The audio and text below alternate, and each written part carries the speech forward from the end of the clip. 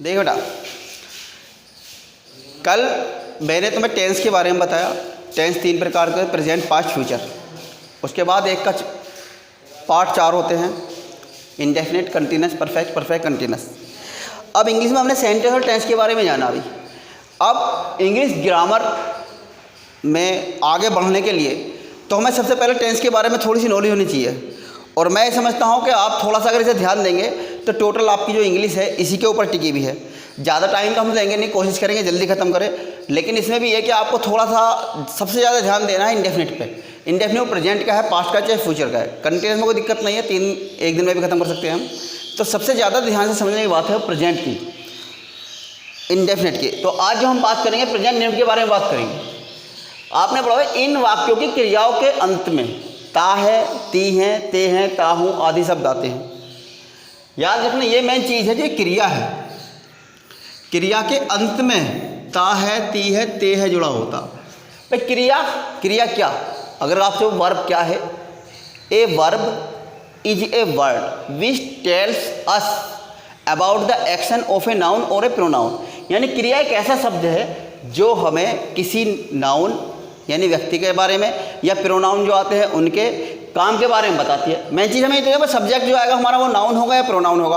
उसके बाद जो सब्जेक्ट के बाद हमसे जुड़ा वो क्रिया ही है, और क्रिया ही सेंटेंस की पहचान है। इस क्रिया में अगर ये जोड़ दिया है, ता है, ती आते हैं, तो वो हमारा क्या है? वो प्रेजेंट इंडेफिनिट है। तो ये इसकी पहचान है। और सहायक क्रिया देखा भैया, इसकी सहायक क्रिया है डू, डज। ठीक। अब लें सबसे पहला आप अफर्मेटिव। इसके भी 4 port, affirmative, negative, interrogative.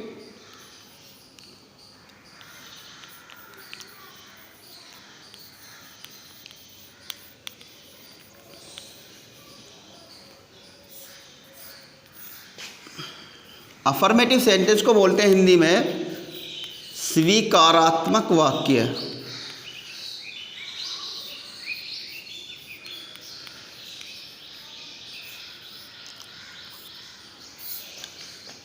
Number 1 देखें, ही, सी, इट, राम, सीता आदि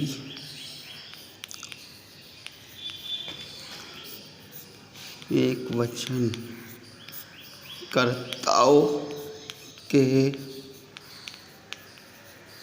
साथ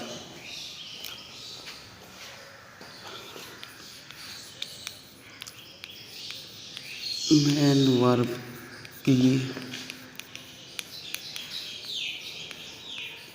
फर्स्ट फॉर्म में एस या ES लगाते हैं। तो पहला नियम यह है भैया आपका अफर्मेटिव में कि he, she, it, Ram, Sita, boy, girl आदि एकवचन कर्ताओं के साथ मेन वर्ब की फर्स्ट फॉर्म में एस लगाते हैं। तो इसका ये है रूल। सेंटेंस में सबसे पहले हमारा क्या आता है? सब्जेक्ट। सब्जेक्ट में बता दिया कर्ता, काम के करने वाला। जब काम कर रहा तो हम सबसे पहले ही लिखते हैं। फिर आएगा main verb, first form. First form main verb की उसकी जिसके लास्ट में क्या जुड़ा हुआ है? ता, ती, ते। उसकी जो आप इंग्लिश लिखेंगे उसको फर्स्ट फॉर्म लिखनी है उसकी आपको, और उसी में फिर आप जोड़ेंगे एस या ES। उसके बाद ऑब्जेक्ट, उसके बाद अदर वर्ड्स। यानी कि सब्जेक्ट, क्रिया और कर्म के बाद जो अन्य शब्दों को सबसे आप लास्ट में लिखेंगे। अब सेंटेंस आपका दे दिया,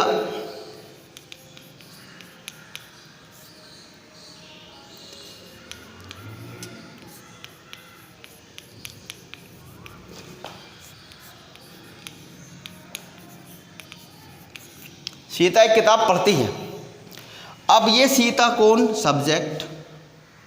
सबसे पहले आप ये लिखते हैं सीता क्या करती? क्या करती? करती का मतलब पढ़ती। दूसरे नंबर पर इंग्लिश लिखनी है जिसके लास्ट में जुड़ा है ता है, ती है, ते है। तो पढ़ना क्या बोलते हैं हम? रीड। उसके बाद क्या है बेटा हमारा? S और ES। अब यहाँ ध्यान देना है कि यदि S होता या ES होता सब में लगाते चले, वैसे कोई दिक्कत नहीं। वो ये कह रहा है कि मेन वर्ब की फर्स्ट फॉर्म में आपको लगाना है एस या ई एस। तो इसका भी एक नियम है भाई।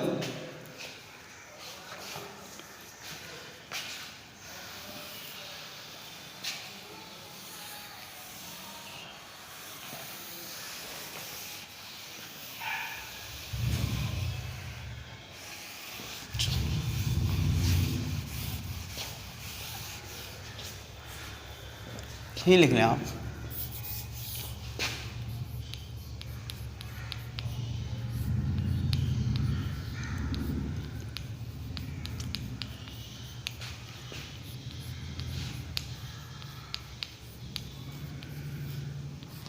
सबसे पहले क्या लिखा आपने? सीता। उसके बाद पढ़ने की क्या लिख दिया आपने? रीड। उसके बाद आया हमारा एस या ई एस। तो इसका एक तरीका है, ये जो वर्ब है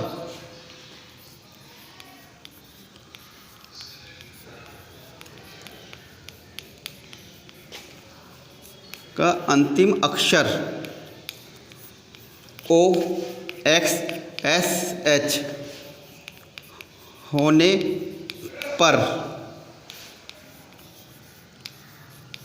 वर्ब में ई एस का प्रयोग करते हैं। शेष वर्ब के साथ एस का प्रयोग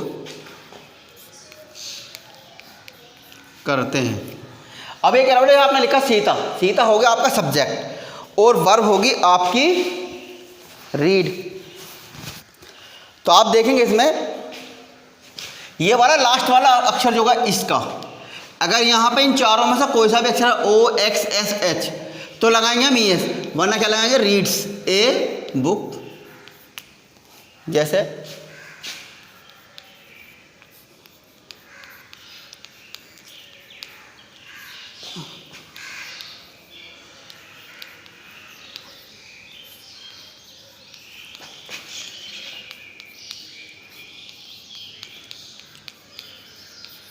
भाई रोजाना टहलने के लिए जाता है, तो सबसे पहले वह है ही।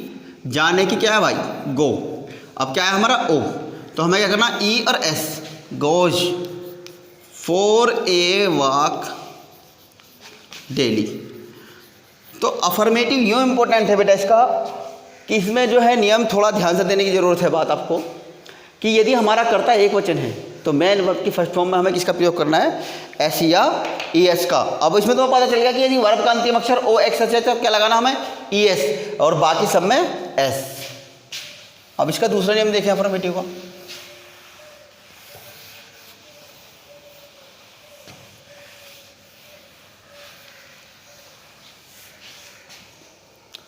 रूल नंबर 2,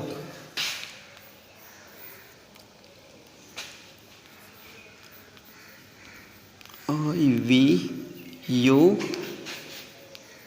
दे बॉयज गर्ल्स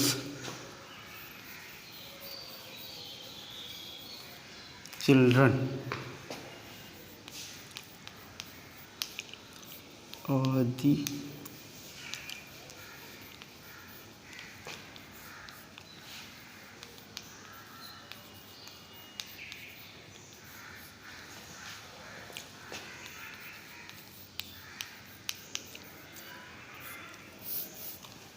के साथ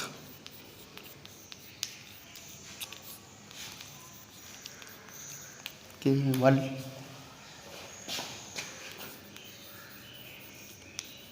मेन वर्ब की फर्स्ट फॉर्म का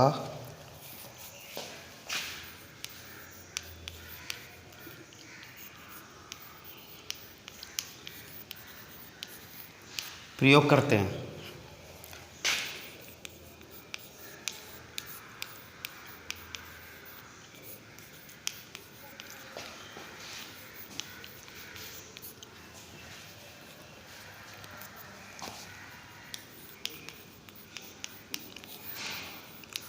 देखिए बेटा rule number 2, I we you they boys girl children आदि बहुवचनकर्ताओं के साथ केवल मैन वर्ग की फर्स्ट फॉर्म का प्रयोग करते हैं, इनके साथ एस नहीं लगाते हैं। अब अफर्मेटिव में सबसे ज़्यादा ध्यान देने की बात यही है कि जो हमारा एक वचन करता है उसके साथ मैन वर्ग की फर्स्ट फॉर्म में हमें क्या लगाना है, एस और ई एस, और जो बहुवचन करता है उनके साथ हमें केवल क्या करना है, फर्स्ट फॉर्म, इनके साथ हमें एस या एस नहीं लगाना, यानी subject plus man verb first form plus object plus other words. ठीक, एज जैसे तुम यह किताब खरीदते हो।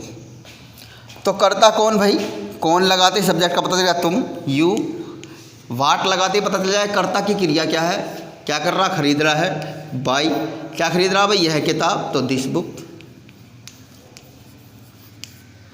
अब ये हमारा बहुवचन करता है तुम, तो इसके साथ क्या है हमारी फर्स्ट फॉर्म। यहाँ पे एक वचन करता होता तो क्या होता है इसमें फिर एस या ई एस।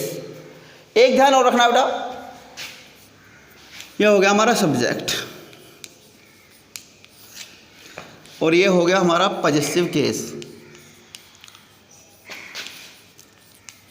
पॉजेसिव केस का मतलब होता है अधिकार प्रकट करना, कर्ता के अकॉर्डिंग ही पॉजेसिव केस का यूज होता है। भाई जैसा आई है, आई के साथ क्या था माई, वी के साथ आवर, यू के साथ योर, ही के साथ हिज, सी के साथ हर, इट के साथ इट्स और दे के साथ देयर। ये याद होना बड़ा ज़रूरी है भाई, क्योंकि बहुत सारे सेंटेंस में मिस्टेक हो जाता बालक चेंज करते हुए।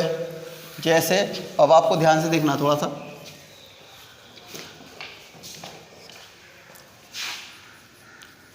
मैं अपनी किताब